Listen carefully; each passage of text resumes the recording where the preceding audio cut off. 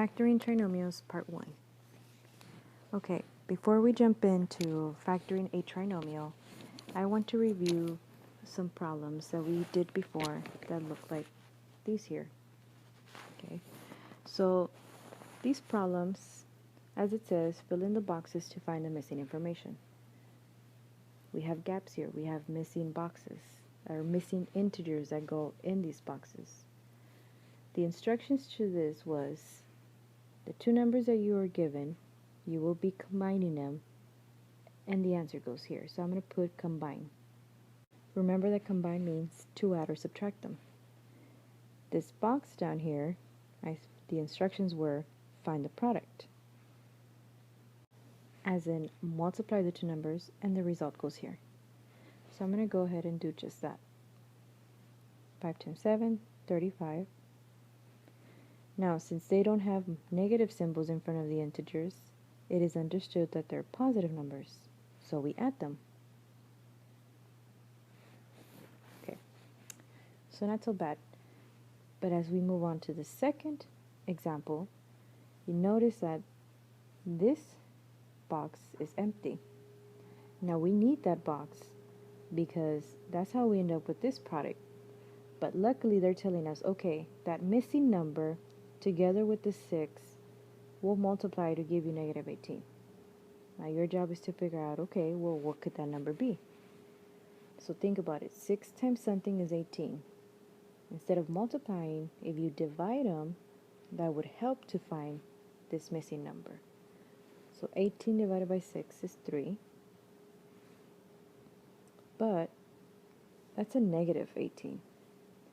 So this means in order to get a negative out of two things that you're multiplying, one of those numbers has to be negative. 6 is already positive automatically, so then the 3 has to be the negative. So we are going to combine those two numbers, 6 minus 3, and that is just 3. Okay, then we get to the last example, something more challenging. Here, they're not giving us what one of the, or both numbers. They're just telling you, okay, those two numbers are supposed to multiply to give you 24, but at the same time they give you a 10. So how do you figure this out? Well, this is where finding the factors comes in place. We're looking for two numbers that give us 24. So let's find the possibility of all the numbers that give you 24. 1 and 24, starting off with the smallest factor. Okay. Then of course 6 and 4, but we already have those. We don't want to repeat the numbers. Okay. These numbers, these pair of numbers, need to add or subtract to give us the negative 10. So I'm going to again start with the top numbers.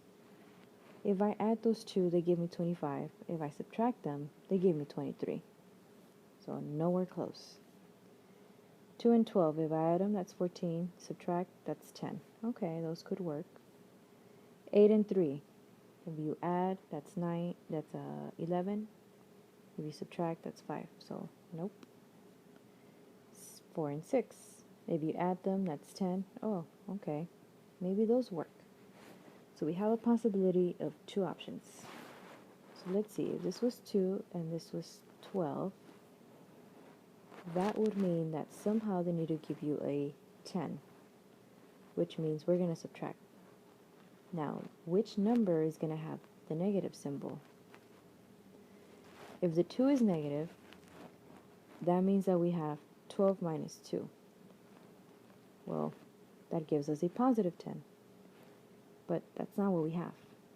So instead, we need the negative to be here.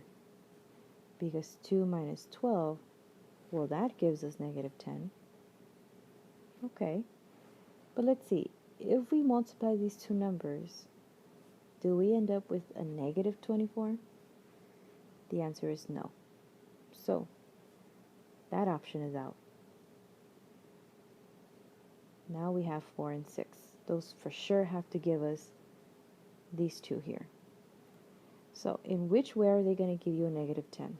Well, they're both negative. In which way are they going to give us a positive 24? Negative times negative is a positive. Okay, we have found our two numbers. Moving on, but before I do, we need to keep this in mind because that is what we're going to do to find the factors of trinomials. We're going to factor trinomials that are in the form of ax squared plus bx plus c. A, b, and c are just numbers. But for the purpose of this video, part 1, a will be 1. This means that in front of the x squared, there's always going to be a 1. Okay? Let's take a look at some examples. In this here, we have a trinomial, which is the product of two binomials, meaning we have two binomials that after you multiply them, they give you this answer. Our job is to figure out, okay, what could these binomials be? And that's what we're going to do. That is called factoring a trinomial. On the right hand side, as you can see, I'm already giving you the two binomials. So what we're going to do is, I'm going to go ahead and do the FOIL method to fill in these blanks so we could understand how in the world did they come up with this answer. FOIL method. F stands for first. So first times first is x squared. First times last is the O, the two outer ones. I stands for the inner terms, and that is a positive 3x. L stands for last, the last in the last term, that is a positive 12. Next step, bring down the x squared. Now, we know that these two are like terms. What they have in common is an x term, or an x variable, I should say. So what happened here is they took out that x that they have in common. That is called factoring out. After they factor it out, now we're able to combine these two and they give us a 7. Now think about the next step. We have a positive 12. How did we get that 12 in the first place? By multiplying 3 and 4. Now check what's happening here. 3 and 4 are multiplied to give us 12, but at the same time, we're combining them to give us 7. Where did we see this before, where two numbers multiply to give us a number, at the same time they add up to give us another one? Well, that's what we just did a little while ago. We did examples similar to this. Remember, the two numbers that multiply go down here. After you combine them, they go there. These two numbers were 4 and 3. Okay, now I'm going to be using this method to find the factors, which is what we're going to do next. But since these boxes are really hard to be drawing over and over, I'm going to make an X out of this. Similar like this. This top part of the X is the combined, and this bottom part is the product. Okay, so let's move on to this example. We are going to factor this trinomial, and what we have here is that b and c are positive integers. So what is b and c? Remember, a is the number in front of x squared, b is the number in front of x, and c is the constant. Like I mentioned, for the purpose of this video, there is a 1 in front of the x squared, which in reality, we don't need that 1. So, finding the factors of this here, what we need to do is, I'm going to set up my x. We need two numbers that will multiply to give us a 20. So I'm going to put the 20 here, and it is a positive 20.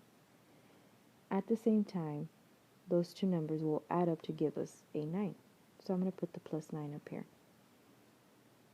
Our job is to figure out what is it going to be. How do we find it? So let's start with the 20. Two numbers that multiply to give us 20. This means we got to find the factors of 20. Starting with 1. Now you don't have to repeat the list.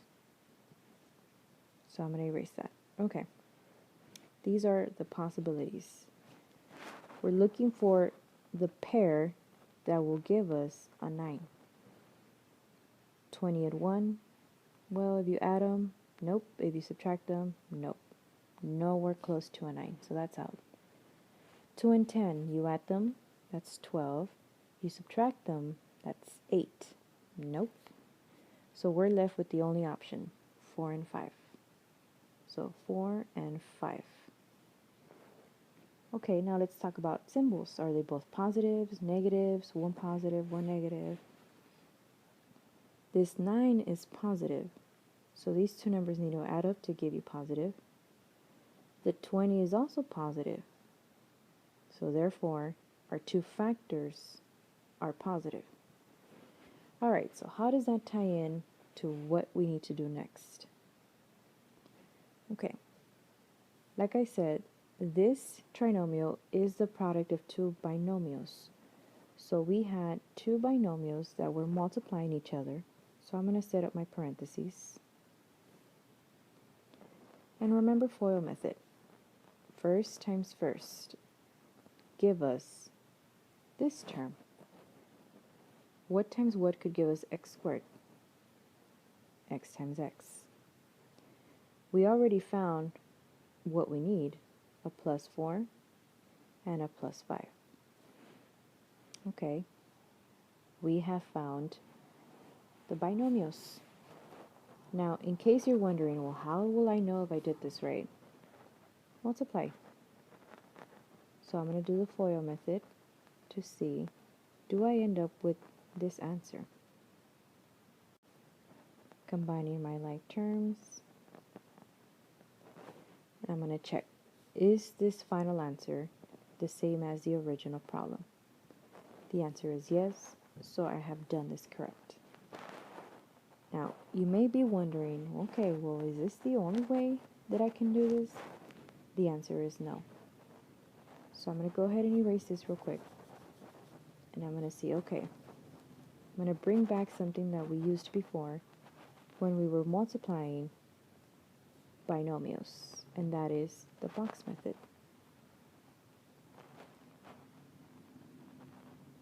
Okay. So in this box method, I'm going to use the first term, which we know goes here, and the last term, which goes here. Our job is to figure out what are these two terms. We know that they're like terms, so they have x in common. But those terms, those numbers, need to give us the 9x. So I'm going to highlight this part, and I'm going to put, we need to get a 9x. So, in order to find them, we need to figure out what the factors of 20 are, which is what we did earlier. Here are the factors of 20. The only two numbers that give us a 9x is the 4 and the 5. So I'm going to fill in my dimensions here, here, here, here. What could possibly give us an x squared? X times x. What could give us a 20, but at the same time add up to give us 9? Positive 4 or positive 5. You can either write it like that, or maybe you want the 5 over here. Does it matter? No, it doesn't. Okay. So 4 times x, 4x, 5 times x, 5x. Does this add up to 9? Yes, it does. So here we have found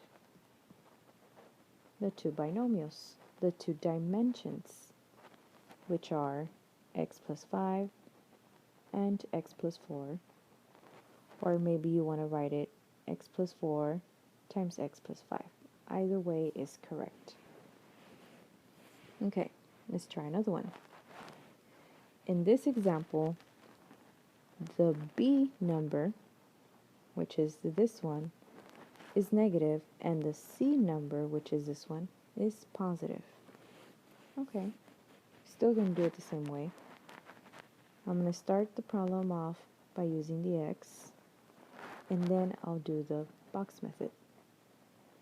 So using the x, we know that the two numbers multiply to give us this. At the same time, they add up to give you that.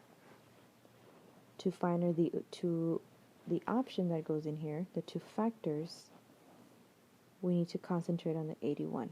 So we're looking for factors of 81, and I'm going to make the list. Okay, looking at the pairs, they need to combine and give me 18. These two numbers, nowhere close. These two numbers, if you add them or subtract them, nowhere close to 18. The only option we have is 9 and 9. So 9 and 9. Perfect. Now we just got to figure out, okay, they need to give us a negative 18. So that means either they cannot both be positive. If one of them is negative, we get 0 out of this. That's not what we want. Maybe they're both negative. Subtracting both of them, and yes, we do end up with a negative. Multiplying both of them, and we end up with a positive. Perfect. We found our two numbers, our two factors. So now I just gotta set up my parentheses. Y goes on both of them because y times y, y squared, minus 9, minus 9. Now if you notice, we have two binomials that look the same. Another way of writing this is this here. Y minus 9, and there's two of them. This is how we would write our final answer. Of course, this is still okay, but this is even better. How do you check your work? Distribute, and you should end up with this answer. Now I'm going to go ahead and erase this, and I'm going to work it out doing the box method. When using the box method, you can only use the first term, which goes here, the last term, which goes here, and our job is to figure out what is this. Well, that depends on the middle term that you have here. These two terms have to have this variable in common. So for sure there's a y here and there's a y here. Okay. Time to fill in the dimensions. This would be y, this would be y. So what could these numbers be that when we combine them, they give us a negative 18. So we need negative 18 out of those. So basically what we need to do is find the factors of 81. So we come back to this, and the only pair that give us 18 is 9 and 9. So a 9 goes here and the 9 goes here. We need a negative 18, so that's negative and negative. Now to fill this in, we got to think, okay, y times something gave us a negative 9y. Since the y is already there, then we're just missing the negative 9 on both of them. So now we have the dimensions of y minus 9 and another y minus 9. Or, another way to write your final answer, y minus 9 squared. So as you can see, either method works perfect. Second one, well actually the third one. Now we have that b is positive, so this is b and it's positive. This is c and it's negative. Okay. I'm going to use the x. and fill in the numbers. And now we have to find the factors of 15. Okay, so 1 and 15, 3 and 5, and that's about it. These are the factors of 15. Somehow these two numbers need to give us a 2. Well, these here are going to be nowhere close. The only option is 3 and 5. So 3 and 5. Okay. Well, 3 and 5, if we add them, they don't give us a 2. So we're going to have to subtract them. This is where you got to figure out, okay, if we subtract them, one of them has to be a negative. Will this one be negative? Or will this one be negative? If we put the negative symbol in front of the 5, 3 minus 5 is negative 2. Nope, that's not what we want. If we put the negative symbol in front of the 3, however, that makes the 5 positive. Negative 3 plus 5 is positive 2. Yes, that is what we need. So we will keep 5 as positive and 3 as the negative. Now that we figured out the signs and the two factors, we set up the two parentheses. X is going to go on both of them. One of them is going to have a negative 3, the other is going to have a plus 5. So that's our final answer, or maybe you wanted to write them this way. Oop, that's not a Y, that should be an X. Either one of these is correct. How do you check your work? FOIL method. Okay. Now I'm not gonna do the box method just because it'll take a little too long, but just know that the box method works. And the last problem. Now if you notice here, this looks weird. Why? Because, well, we need to write it in descending order first before you can even start thinking about factoring. So there you go. Descending order or standard form. So I'm going to set up my cross. We need factors of 15 again. And we're looking for the pair that gave us 8. Well, 15 and 1 is not going to be it. So it'll have to be 3 and 5. Okay. So 3 and 5. They have to give us a negative 8. So this means the only way we're going to get 8 out of them is if we add them, if they're both positive or if they're both negative. They can't be both positive because that's a negative 8, so then they have to be both negative. Okay, but check this. We have found the two numbers that add up to give us negative 8, but if we multiply these two numbers, shouldn't they give us a positive 15? Yet, that's not what we have here.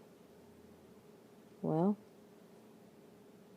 we cannot just switch, say, oh, let's make that a 15. Nope, doesn't work that way. So when that happens, that there's no way you can make both of these numbers true, then we have a situation here. We cannot factor. There's no way to do that. So the answer to this problem would be prime. This cannot be factored, so it is a prime. And that is how we factor trinomials. I hope this video is helpful for you.